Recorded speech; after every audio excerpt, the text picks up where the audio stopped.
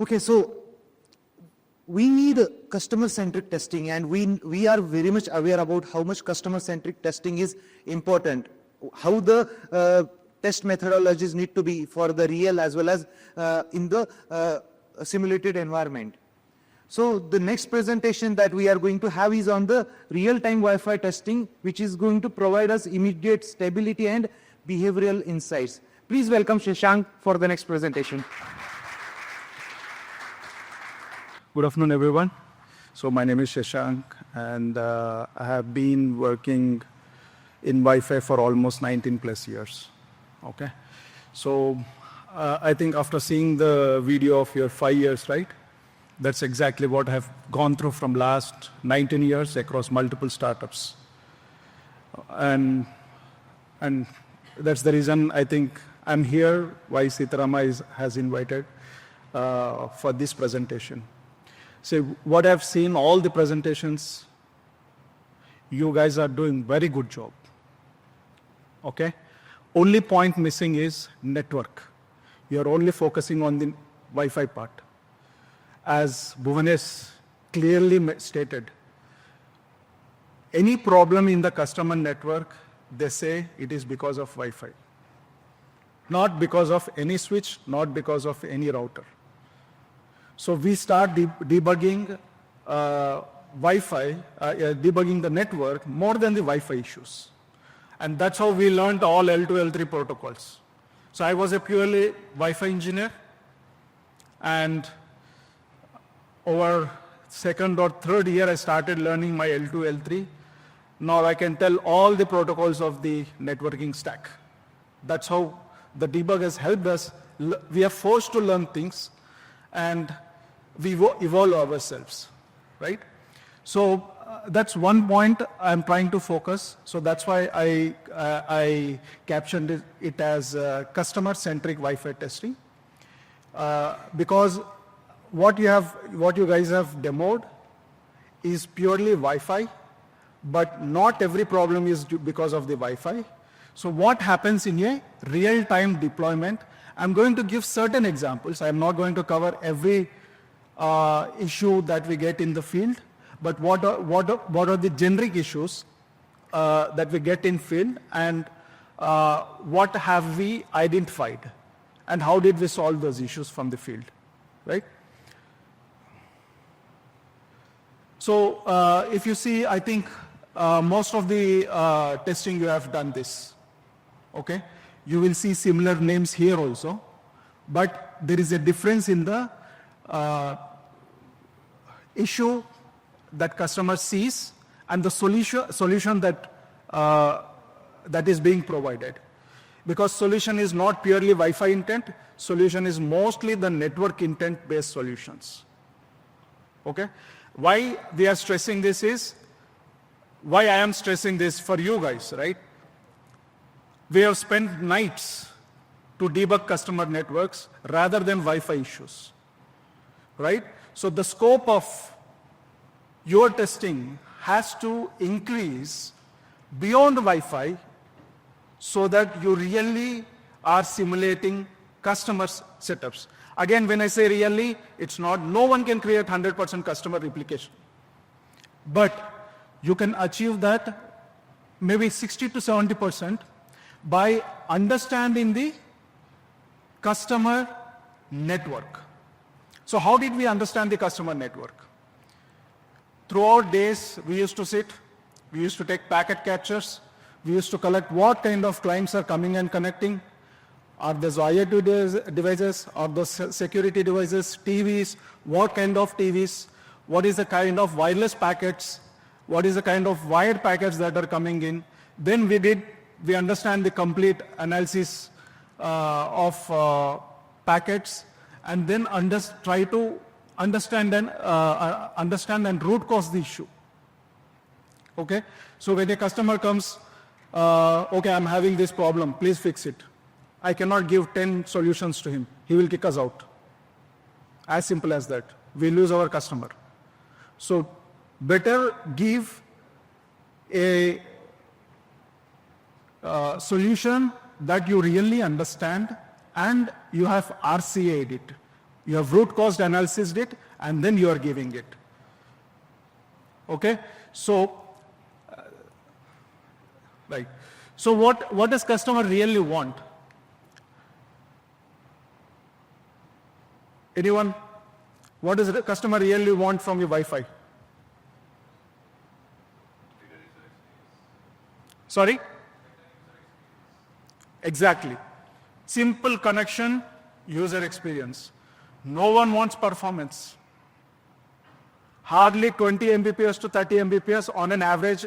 If a person has 50 clients in his house, based on the customer accounts that I look into, not more than 60 Mbps is the traffic that the customer uses. And their backhaul itself is 100 Mbps link. Right? Simple. It has to connect. They should be able to access all the IoT devices on their apps, and while streaming, everything has to stream properly. While watching YouTube, everything has to work. Nothing beyond that. As long as that works, no customer tickets. We can sleep well. Okay? So for that to achieve, what do you need? You should know your customer. Similar to how we give KYC to our banks and everywhere, it's important for an Wi-Fi or a network engineer that you know your customer. Otherwise, you end up, as soon as the deployment is complete, you end up 2 months, take your carrier bag, go to the customer place, fix all the issues and come down. That's how it is going to be, right? So first homework is you have to know your customer. What is his requirement and what should be the planning, everything has to be done and then deployed. Okay? Again, coming to certain standards, right? So these are some interesting observations, okay? Standards are just guidelines, okay, for interoperability across multiple vendors. But many of the vendors, chipset vendors, right? I can give certain examples also from my observations from the field. They tweak the parameters of the MAC layers such that they perform better when there is an interop with other vendors. Okay? Why I'm saying that? Because we have clearly seen that. Simple example is, in a site, there was an Apple client, they get 100 Mbps. In an environment. And there is a Samsung client, they get 20 Mbps. That's a POC. Now the customer questions us, Apple is giving 100, Samsung is giving 20. That's your AP problem. But truly it's not the AP problem. What Apple has done, Apple is using Broadcom chipset. What Broadcom does, for every data package, it sends RTS, CTS. What happens with RTS, CTS? Its channel is occupied. So no other vendor gets that channel, hence the performance of other vendors is less. This is all from the packet captures, right? So standards are there, they're just guidelines. So don't always think that, okay, this is the AP problem. No, people tweak the standards. Still, they maintain that mandatory options, they are Wi-Fi certified, mandatory options are still maintained, but yet they can tweak the parameters. Okay?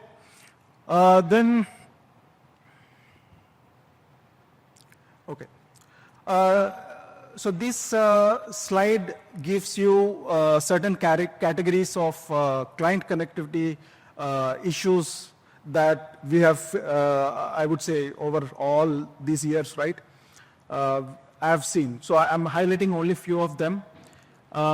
Most of them seems to be simple, but it took a couple of days, sometimes weeks to understand why that is a interop problem. Okay, so let's look at the authentication failures, right? The first category is authentication failure. So in that, radio mode is there. So what does standard say? Standard states that any new standard that comes the old legacy devices will connect. You all agree to that? That's the what standard says. But is that statement true in real time?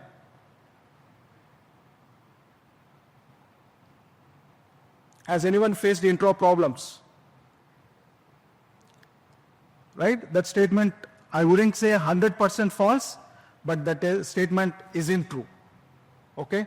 So what we had to do for many of the IoT devices, especially for the IoT devices, we have to fall back from AX mode to GN mode, just to get IoT devices connected. So what customer says, this is your new AP. They have moved from Wi-Fi 5 to Wi-Fi 6 AP, so they don't have any experience on that. So this is your new AP. My IoTs are not connecting. This is your new device, so hence it is your problem. No one wants to upgrade the client-end software. Client-end software is fixed, right? So whatever it is, the AP vendor has to handle, right? So after a couple of days, we found out, okay, where the association is failing. Then we just change the mode, all 100 clients connected instantly, right? So that's one example of radio mode. And security. As you were mentioning, right? So still on the WPA3 security, there are problems. Intro problems are there. There are clients which does not understand should be still, in spite of claiming Wi-Fi 7 certified. Okay? So for a Wi-Fi 7, should be is mandatory. So similarly, we have faced certain issues on that. So they say that Intel client is connecting properly, but MediaTek client is not connecting. This is what I am calling as interop, right? So for me, since Intel client is connecting, I think everything is working fine. I don't care about MediaTek. But that's not exactly what customer thinks. Customer states, it has to work. You have to fix on the AP side. Right? All what we have done, we have removed should be, clients started connecting. Again, it's against, that's a trial and error that we have to do. Right? So these are certain kind of standard states that it has to work, but there are clients which still do not align to the standards. Okay? And next is group key interval. How many of you know group key interval?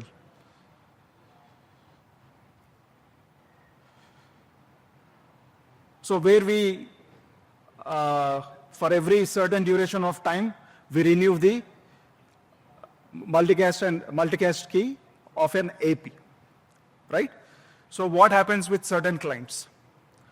As soon as the group key interval comes, they go for renew but never connect. Okay? Again, this is a client-side problem. But in that case, what AP has to do? AP has to disable group key interval. Only single group key, irrespective of whether your client comes in, whether your client goes out, even after the rekey interval. Right? Then we have cloud-based authentication mechanisms. So now, after this cloud boom, right, everything has gone to cloud. Earlier, everything was infrastructure within the premises. Now, all radius authentications are in cloud. So if industry has 4 to 5 companies, all radius authentications happens in the cloud, right? So now they have become delay sensitive. So if there is any delay in your radius transactions, the client authentication fails. So now the AP has to learn and tweak the parameters so that your timeout and retry intervals, retry numbers are matching the cloud latency. Okay?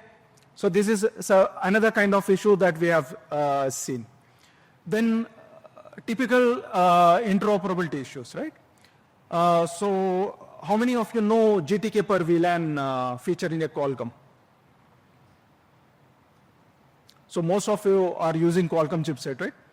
So GTK per VLAN is a feature that is being introduced in the Qualcomm, I think around SPF 11.4 or something. Okay.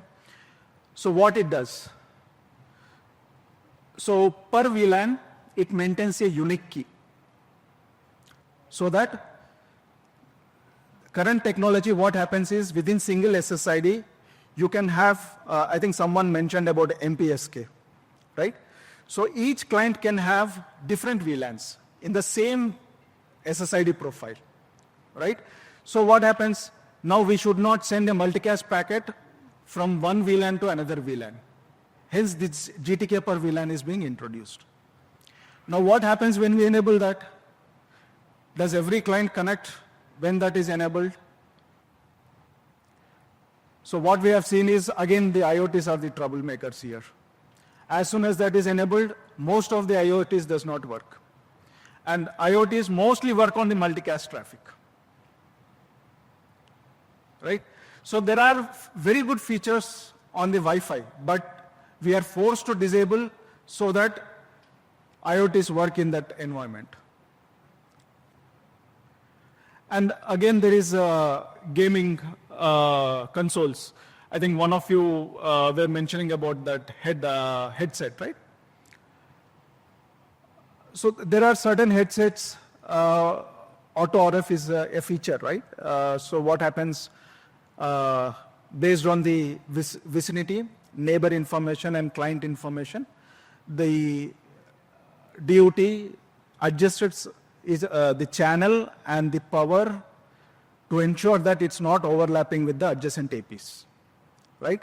So in this process, what happens is the ape access points goes to the scan mode. Now, the VR headsets and some of the gamings consoles are very sensitive to this scan interval. What standard says is 100 milliseconds, everything should work. That's what standard says, right? But that's not true. Especially VR headsets and this Microsoft gaming consoles, they need more lesser time than that for the scan interval. Otherwise, they'll start buffering, right? Then we have some observations on the home theaters, where we have multiple speakers. So what happens there? What is the best thing in a network? Don't allow any broadcast or multicast from the wireless network to wired. That itself is the first security, not to disrupt your network. So what everyone does, everyone applies, okay, no broadcast, everyone applies a filter stating that don't allow any broadcast from the wireless side to wired side. Now where does it end up? It ends up that there are certain protocols that every home theaters require. So we have to know the home theater model and understand what ports needs to be enabled. Blindly, we should not disable anything, right? We should not block any packets. Understand what customer home theater is, which vendor, then get the port numbers, then enable them, then their home theater works. Right? So these are few issues that I'm highlighting. Again, as I said, you have to be closer to the real-time scenarios and customer-centric scenarios, right? Now, next slide is on network performance. So I'll just give you one example on this. I think I'm running out of time, so I'll try to cut short. So I've spent almost 3 weeks to understand why performance is not achieved in one of the customer networks. So that customer has moved from centralized to decentralized architecture. So why we are not hitting? Because I took a 5-second packet capture. There was more than 50,000 multicast and broadcast packets in that network. So whose problem is that? Is that AP's problem or the network problem? Right? As soon as we applied certain rules on the switches, every complete network has become stable. Right? So when you are designing your test cases, think of the network perspective, not alone Wi-Fi. This is one of the good examples why you should think about network. Okay? Then I would skip rest. Right. Again, this is integration services, right? So if you see many of the hotspots, they ask you, you get a captive portal, a page where you enter your mobile number and you get an SMS. All these are called integration services, right? Now, every vendor has its own method of integration, right? So it's not a generic one, right? You have to fine tune the parameters so that your AP works with that integration vendor, right? We have almost integrated across 40 to 50 integration vendors. So now we know the time table. Okay, for this vendor, these are the KPI parameters, right?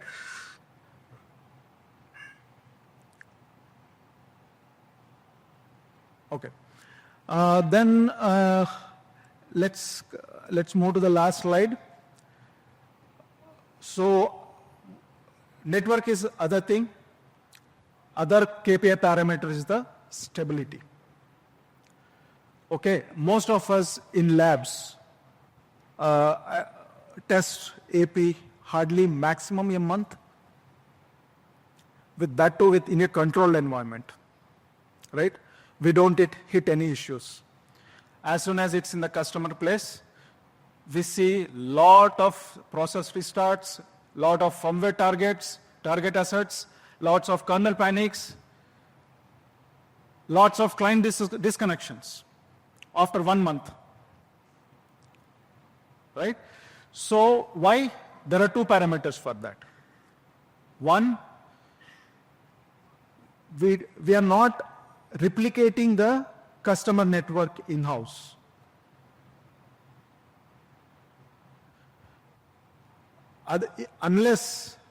If you don't do that, you will never see any customer issue inside the lab. Again, this is from last 6 years, what I have been working on. Client connection is okay. The type of issues that we get is beyond Wi-Fi, right? So creating those environments inside the lab is very important to resolve or understand network and give a solution to a customer. Okay? I think that's it from my side. Any queries? Shashank. Questions for Sashank. We can have 1 or 2 questions, Matt. Yeah, Shirisha. Hi Sashank, I'm Sirisha. Thank you so much, first of all, for sharing all your insights from your experience. So just curious to ask, as you said previously, like every time you're changing from AP side, like if you consider IoT clients that are not getting connected, you change the AP mode. And for another scenario where you remove the WPA3 suit B, and in another case you maintain the same GTK. So just want to know, like, if you verify the same behaviors with other vendor APs as well? Yes. In that scenario, are they working fine? Like, Yeah. Most of them, everyone seems to be same. Most of the vendors seems to be same. As I said, these are narrowed down to the client side. Okay, with all the vendors, we are observing the same behavior. All of them are Wi-Fi certified. Okay, thank So you. in a Wi-Fi certified environment, it's expected to work with any client. Okay, thank you. No, we can have one last question.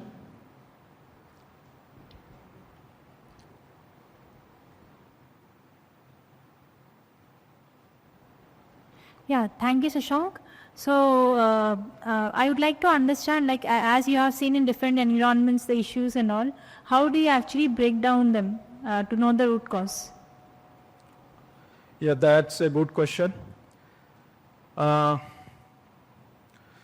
So first, understand the issue, okay? So as I said, like first the performance that I've given an example, right? So what we have done is throughout the day, we had access to some of the clients and we were doing performance test, right? And now we narrowed it to when does it occur, right? And at that duration, what is the difference in the RF environment that we are seeing? Now we found that. So from there, RF environment seems to be normal. It's just any wireless clients that got connected, right? But that should not impact the performance numbers, right? Then we thought, okay, this is nothing on the Wi-Fi side because channel utilization is also normal and the ping latency is also good. Then there should not be any problem in the performance. Then we started debugging on the wired side, right? So first we need to understand the problem, make into smaller modules, and then start from the module that you are aware. Don't go to the unknown module. Start from the module you are aware because you know confidently that is there any error here or not. Then you can go to the other modules. Thank you, Sashank. Please give a round of applause for Sashank. He can take the questions during the break.